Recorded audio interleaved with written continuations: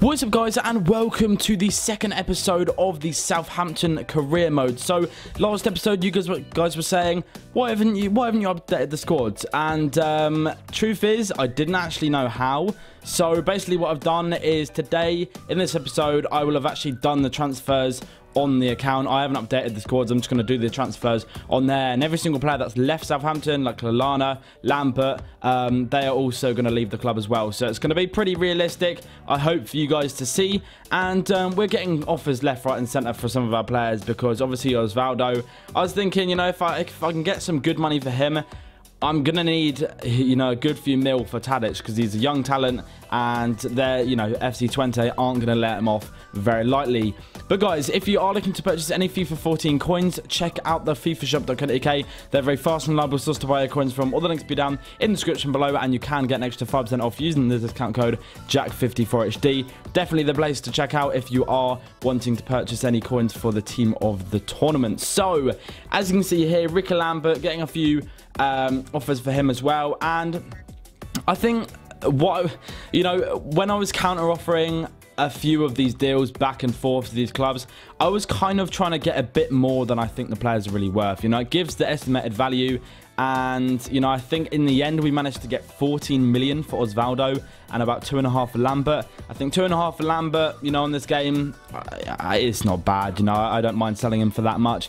And Osvaldo, I think 14 mil. That's an absolute, you know, a fantastic deal for us. Decided to send out a few scouts as well, and to be honest, I wanted someone which could be a box-to-box player. But, you know, with the scouts that we had, it wasn't really, you know, I'm not sure if I was going to find anyone that decent or anyone that was, you know, in my capabilities to buy for this club. Depay was a player which, after using him on Ultimate Team, yes, I know it sounds strange, Ultimate Team, I decided I thought I may as well go and buy him, and a few of you suggested him on Twitter, so sent an offer for him. And also Rakitic here. He was kind of a long shot, you know. I think before this season he was rated very, you know, well, but after this season, now he's transferred to Barcelona in real life. He's obviously, you know, seen as a fantastic player and one which is going to stand up massively in Barcelona. So I thought, you know what, try my luck at trying to pick him up. Salary is going to be a big blow on my whole team's salary. But you know what, he'd be a fantastic player for us, and I expect his growth would be, you know, absolutely endless. So I was hoping I could get a deal wrapped up for him, and it soon came to the first game of the season. Now, bear in mind, guys, I am not a manager mode player. I do not play manager mode often. I think offline game modes, playing FIFA, especially on Legendary, is a lot different to, let's say, Ultimate Team, because in Ultimate Team, you can kind of read the game quite well, but with the computer, you can't read the game. It's so, for me anyway, it's going to take a while for me to adapt to it. But I think for me, you know, it's going to be hard. And it is going to take, you know, maybe 5, 6, 7 games to get used to, you know, this offline game mode. And it's going to be part of the journey anyway. It's going to be more of a challenge. You know, you could see people winning every single game. And for me, that definitely is not going to be the case. But you know what? You don't expect to see Southampton winning every game. So it's going to be an interesting series, and one which hopefully I will be able to improve my FIFA abilities with. So first of all, Boney here scores just before half time, and this was really, really annoying actually, because my goalkeeper is absolutely awful. Don't know how to pronounce his name. He's the Polish guy. It's spelled B-O-R-U-C. And yeah, I'm looking for a replacement as soon as possible. I think it might actually be in this episode where I replace him. But you know what, overall, he was just such a hard player to, you know, kind of get used to and want to be able to actually keep in my team. There was a lot of people that suggested different goalkeepers on Twitter, and as you can see, he's just missing. He's not saving a single thing near post. He's just being the most frustrating player I could possibly imagine to have on my team, and we lost that game 4-0. Yes, 4-0, lads. I do apologise right there. I really do apologise. And we kept trying to get Rakitic. It kind of felt like it was going nowhere, but you know what? It's always worth a shot. You know, I just think it was something which I had to kind of go out and at least try and improve my squad with. So this next game definitely, you know, it kind of came to call for some really big changes in my squad, and I felt like trying to switch up the formation would have been the best, you know, best decision, but it still just did not work. As you can see here, I hate my goalkeeper so much. I can't actually express how much I hate my goalkeeper. But you know what? Just look at this. That just explains everything about my frustration when using this team because of the goalkeeper. Oh my god, I actually can't believe I was watching it and I was actually a part of this team which had a goalkeeper so bad. I would expect that from like a bronze goalkeeper, but this guy has ability. You know, he's a 70, 76, 77 rated goalkeeper on FIFA. And yeah, it was very frustrating. That goal there was actually a really nice goal. I did really like that. And just look at that again. It's literally like a P-roller, but bouncing into the bottom left-hand corner. And oh man, I actually, it's making me a little bit more angry than I already am watching this over again. And yeah, I'm glad it's the end of the match, but honestly, yeah, what I had to do now was just go out and find a new keeper.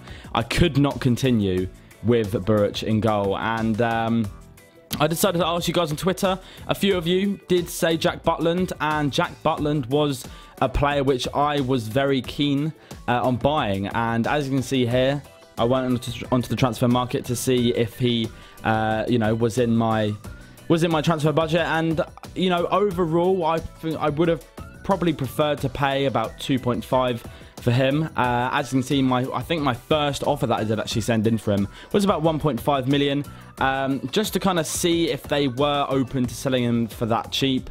And you know, obviously you can't do any contract negotiations until you get a fixed fee with the club. So it was kind of just something where I was just gonna go and hit and miss basically. And I kind of also felt, because Lovren was also out injured, I decided to go and hunt for a centre back which I felt like could have a lot of potential.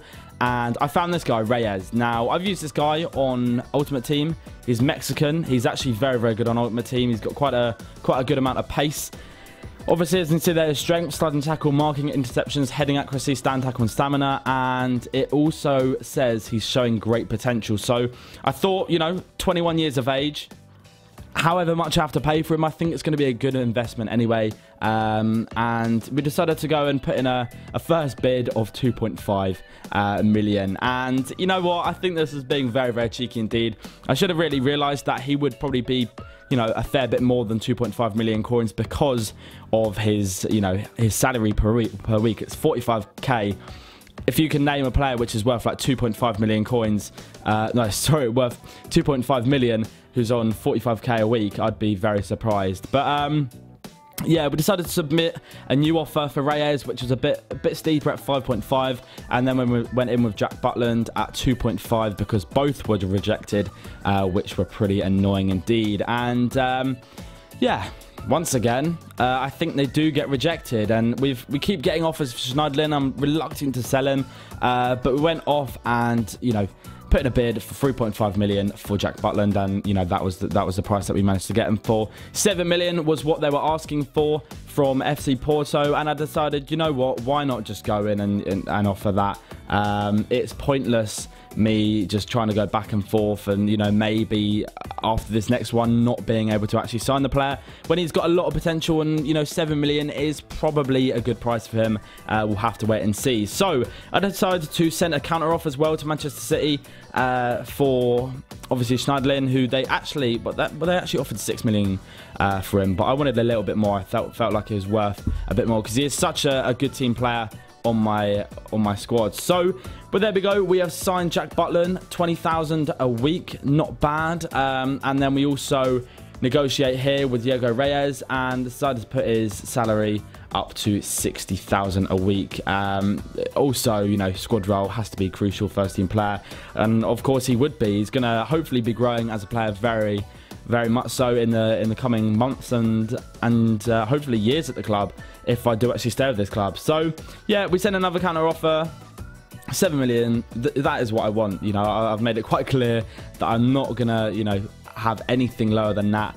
And of course, there we go. We have accepted Jack Butland's transfer, and that is going to be fantastic for the squad. And we also have Diego Reyes, and what I didn't actually realize here was I kind of lost. Well, I kind of thought I had a bit more of a transfer budget than I actually did. So what I had to go and do, I had to go back into the menu, go back onto the kind of thing which, divide. Well, you can put a toggle basically how much you want to have for salary and how much you want to have for, of course, your wages. No, sorry. One part is for your wages and one part is for your transfer budget. It's a budget allocation slider. That's the thing. And I just made it so I could just afford Reyes. And there we go. We confirmed the offer and the transfer is complete. So we've got Jack Butland in goal, and then our centre back is going to be Reyes along with hopefully Lovren when he comes back. Jose Fonte is not doing very, very well for me. He's kind of dropped down a few ratings. So yeah, he's not going to be someone who's going to be in my starting 11 anymore, I don't think. Only if, players do get injuries. So Depay there in the left wing spot. Striker is probably going to be rotated between Pele and also Mayuka. But guys, that is going to be the end of the video. If you have enjoyed this so far, then please be sure to leave a like. That'd be absolutely amazing. There will be another episode tomorrow. And people saying, where's the 7-minute squad builders? It will be out tomorrow. There'll be a career mode episode and a 7-minute squad builder. Do not worry, that series is going absolutely nowhere. Thanks for watching, guys. Have a nice day. Hope you all enjoyed this video, and peace.